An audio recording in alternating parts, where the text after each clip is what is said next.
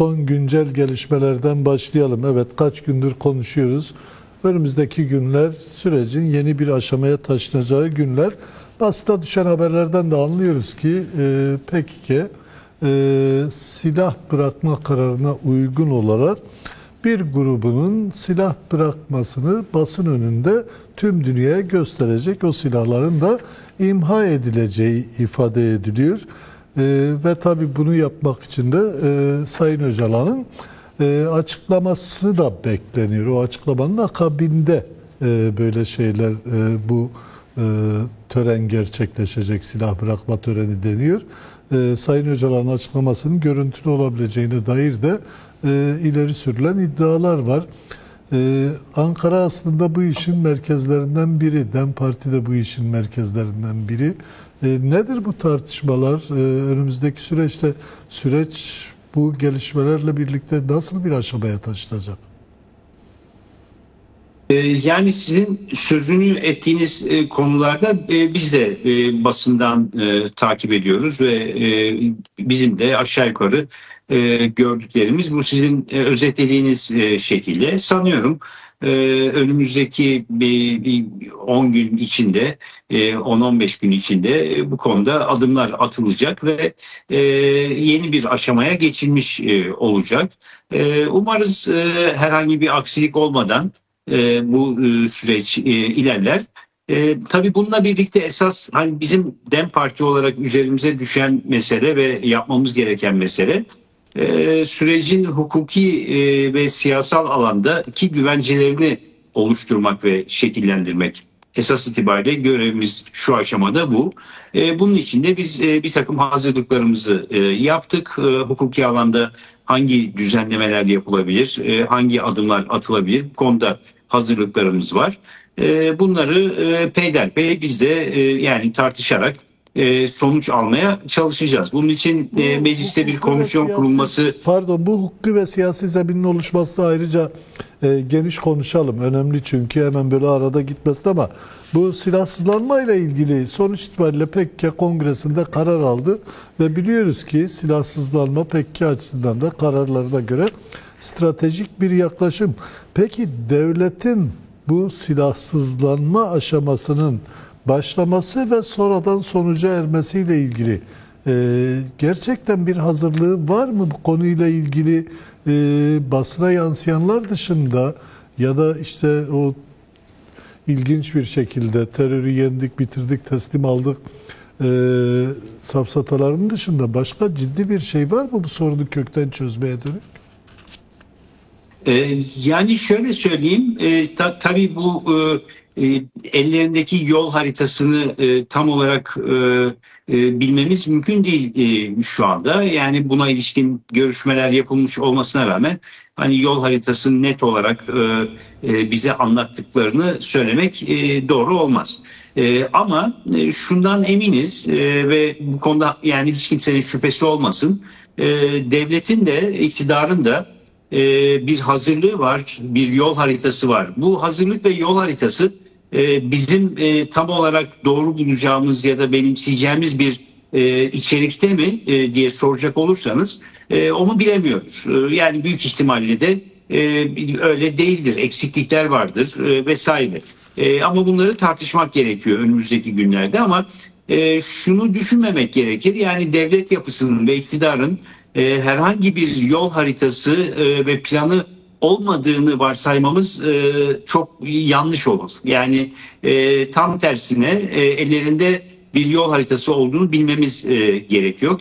Dediğim gibi kendilerince oluşturdukları. Bunun ne kadar bizim açımızdan yeterli olacağını ve olmayacağını elbette ki önümüzdeki günlerde tartışacağız. Peki, Bu yol haritasından kastettiğim... Kamuoyunun ikna olması için bu sürecin hem devlet açısından hem Kürt hareketi açısından daha şeffaf bir biçimde kamuoyuna yansıtılması bu süreci de olumlu etkilemeyecek mi? Elbette ki yani hem yani şeffaflık açısından söylediğiniz doğru. Fakat şöyle bir şey de önemli. Yani bu siyasi partilerin bu konunun toplumsallaşabilmesi için yani barış ve demokratik toplum meselesinin toplumsallaşabilmesi için çalışması gerekiyor. Bu çok önemli. Bu toplumsallaşma meselesi gerçekleşmediği müddetçe istediğiniz kadar şeffaflık olsun, toplumda karşılığını bulamaz tam olarak. Biz DEM Parti olarak bu konuda üzerimize düşeni yapmaya çalışıyoruz. Meselenin toplumsallaşabilmesi için işte toplantılar yapıyoruz, ziyaretler yapıyoruz, görüşmeler yapıyoruz.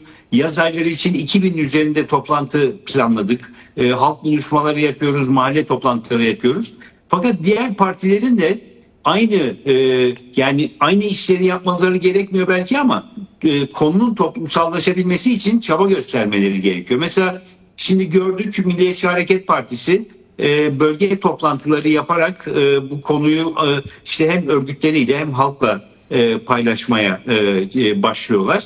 Kendi üsluplarıyla, kendi politikalarıyla elbette ki ama diğer partilerin de bunu yapması gerekiyor. Yani hem iktidar hem muhalefet partilerinin yapması gerekiyor. Burada Cumhuriyet Halk Partisi'nin üzerine de görevler düşüyor. Tabii ki AK Parti'nin üzerine de görevler düşüyor. Çünkü konu toplumsallaşamadığı müddetçe siz istediğiniz kadar şeffaf yürüttün bazı şeyleri. İnsanlar o şeffaflıktan çok fazla bir şey algılamazlar esas itibariyle. Dolayısıyla bu konuda çabaların artması gerekiyor. Özellikle yaz aylarında çabanın artması gerekiyor. Bir de işin diğer yanı iktidarın ve devletin aslında meselenin hukuki alandaki adımları açısından biraz daha hızlı hareket etmeye başlaması gerekiyor. Yani önümüzdeki ay içinde işte mecliste bu komisyon eğer bir aksilik olmadan kurulursa siz de haberinizde de ifade edildiği gibi meclis komisyonları genel kurul kapalı olsa bile çalışma imkanına sahipler. Çalışmaları sürdürüp hazırlıkları tamamlayıp dolayısıyla yazın ertesinde genel kurul tekrardan açıldığı zaman bu yasaların hızlı bir şekilde çıkmasını sağlamaları gerekiyor. Hatta şöyle bir imkan da var meclis açısından baktığımızda. Meclisin başkanı yani Sayın Kurtulmuş mecliste olağanüstü toplantıya çağırarak yaz aylarında bazı acil atılması gereken adımlar varsa, hukuki alanda yapılması gereken düzenlemeler varsa ki var bunu biz biliyoruz. O zaman olağanüstü toplantıya çağırarak bu adımların hızlı atılmasında sağlayabilir. Yani eğer hazırlıklar yasa hazırlıkları anlamında söylüyorum hızlı bir şekilde sonuçlanırsa meclisin genel kurulda toplanarak olağanüstü bir şekilde bunları kanunlaştırabilir ve adım atmaya devam edebilir. Bunların hepsi imkan dahilinde. Yeter ki bu doğrultuda bir niyet, bu doğrultuda bir irade, güçlü bir irade olsun. Bunlar varsa hepsi yapılabilir şeyler aslında. Şunu da konuşalım. Biraz önce aslında anlatmaya başladınız. Önemli bulduğum için biraz detay vermenizi istediğim için sona bıraktım. Siyasi ve hukuki zeminin oluşması için DEM Parti ciddi hazırlıklar içerisinde ve bu konuyla ilgili biliyorum çok ciddi çalışmalar yürütüyorlar. Ne kadar detay verirsiniz bilmiyorum ama sonuçta bu zeminin oluşması için asıl adım atması gereken de şu an Türkiye'yi yöneten iktidar. Bu zemin önümüzdeki günlerde, aylarda ciddi anlamda süreci olumlu biçimde etkileyecek bir tabloda oluşur mu? Ve DEM Parti bunun için hangi başlıkları özellikle zorluyor? Öncelikle şu önemli bir konu. Şimdi bu silahların bırakılması meselesiyle ilgili önümüzdeki günlerde bir gelişme ortaya çıktıktan sonra tartışılması gereken konu silahları bugüne kadar kullanmış olup da şimdi bırakmış olanların hem sosyal hem siyasal hayata nasıl dahil olacakları meselesidir. Yani birinci konu bu. Yani Türkiye Cumhuriyeti vatandaşı olan insanlardan bahsediyoruz. Nasıl hayatlarını sürdürecekler, nerede sürdürecekler, sosyal ve siyasal alana katılma imkanları ve yolları nasıl hazırlanacak gibi konular elbette ki önemli konular ve hızlı olarak halledilmesi gereken konular bunlar. Bu işin bir yanı yani silahlarla ilgili olan kısmı böyle. Onun ötesinde başka bir yanı daha var. Elbette ki bizim hep konuştuğumuz, üzerinde durduğumuz konu cezaevleri meselesi. Cezaevinde hükümlü ve tutuklu olan arkadaşlarımızın durumları. Çok sayıda, yani binlerce insandan bahsediyoruz. Sürmekte olan davaları var. Ve bu davaların geleceği ne olacak konusu var. Dolayısıyla bu ne anlama geliyor? Bu da hem ceza kanununda hem terörle mücadele kanununda, infaz yasasında, yani çeşitli hukuk alanında, çeşitli alanlarda bazı düzenlemelerin yapılması gerekiyor. Bu düzenlemeler nasıl yapılacak, hangi tempoyla yapılacak, bunun saptanması gerekiyor. Bunun ötesinde elbette ki Türkiye'de demokratik ve özgürlükçü bir anayasaya ihtiyaç olduğu meselesini biz hep konuştuğumuz, söylediğimiz bir meseleydi. Bunun gerçekleşebilmesi için, bu biraz daha ileriki bir dönem için bunu söylüyorum. Yani hemen önümüzdeki birkaç ay için söylemiyorum ama yavaş yavaş bu tartışmanın da hazırlanması, bu tartışmanın yapılabileceği demokratik ortamın sağlanması gerekiyor esas itibariyle. Bu konularda bazı adımların atılması gerekiyor. Yani bir bütün olarak baktığımızda bu mesele, yani yasalardaki değişimlerden Kürt sorununun nihai anayasal çözümüne kadar olan süreci örgütleyecek bir yol haritasına ve bir hazırlığa ihtiyaç var. Biz bu konuda dediğim gibi bir hazırlık yaptık. Devam da ediyoruz bunun detayları üzerinde çalışmaya.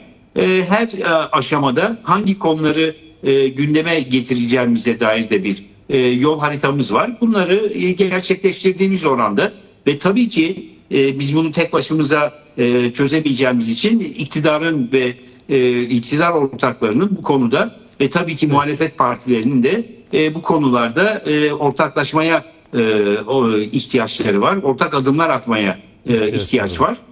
Bu doğrultuda adımlar da atılırsa meclisteki çalışmalarla birlikte bu yol haritasını adım adım gerçekleştirme ve bir gelişme sağlama imkanına ulaşırız hep beraber. Bizim hazırlıklarımız esas itibariyle bu yönde.